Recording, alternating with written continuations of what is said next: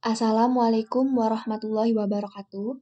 Saya Salsabila Khairunisa dengan NIM 1003118202508.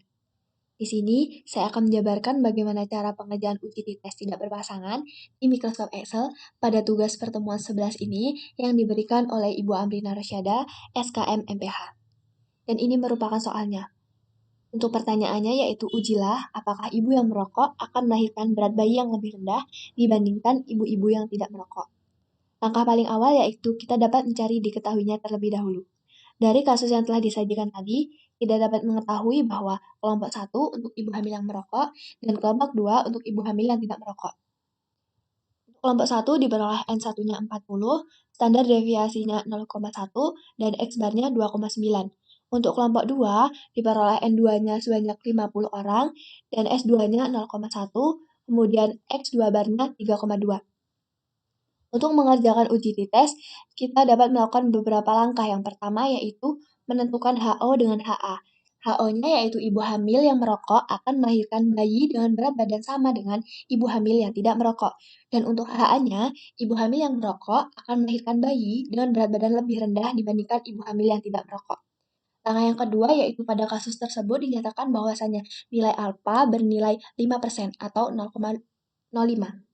Pada tabel alfa, DF sama dengan N1 ditambah N2 dikurang 2, sehingga diperoleh hasil 88, di mana 88 jika dilihat pada tabel alfa bernilai 1,662. Langkah yang ketiga yaitu kita masuk pada perhitungan, di mana rumus dari tabel yaitu X1 bar dikurang X2 bar dibagi akar dari SDP kuadrat dikali 1 per N1 ditambah 1 per N2. Untuk SDP kuadratnya sendiri, kita dapat mencari dengan N1 dikurang 1 dikali S1 kuadrat ditambah N2 dikurang 1 dikali S2 kuadrat dibagi N1 ditambah N2 dikurang 2. Kita dapat mencarinya dengan satu per satu. Yang pertama, untuk N1 dikurang 1 dikali S1 kuadrat ditambah N2 dikurang 1 dikali S2 kuadrat. Dan hasilnya yaitu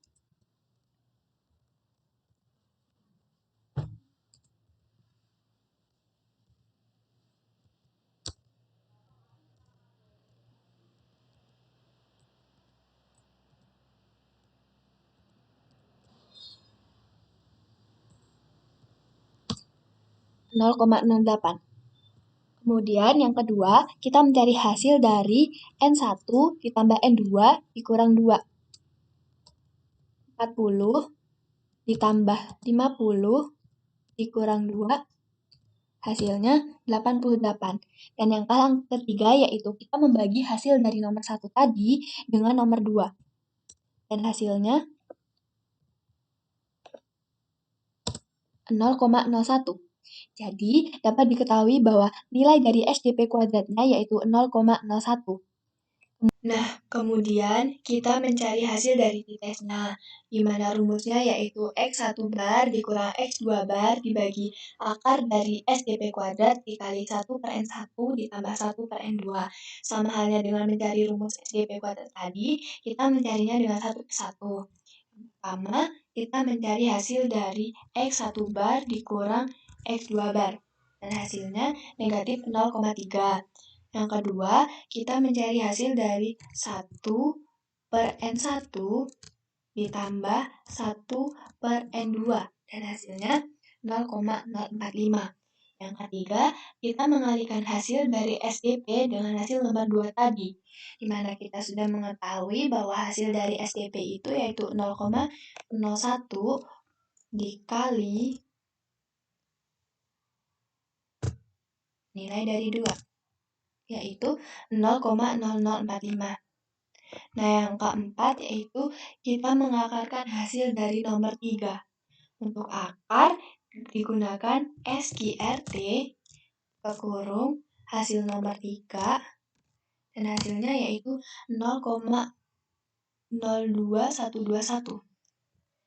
Dan yang kelima yaitu kita membagi antara hasil nomor 1 dengan hasil nomor 4 tadi. Untuk hasil nomor 1 dibagi hasil nomor 4, maka hasilnya negatif 14,1421. Nah, Dari situ, kita dapat mengambil keputusan bahwa HO ditolak dan HA diterima. Karena terdapat hubungan berat badan bayi dengan ibu hamil yang merokok. Dikarenakan nilai dari T hitung tadi kurang dari min T tabel. Dan kita dapat menarik kesimpulan bahwa ibu yang merokok akan melahirkan bayi dengan berat badan lebih rendah dibandingkan berat badan bayi dari ibu hamil yang tidak merokok. Sekian video penjelasan dari saya. Kurang dan lebihnya, saya mohon maaf dan kepada Allah saya mohon ampun. Saya akhiri, wassalamualaikum warahmatullahi wabarakatuh.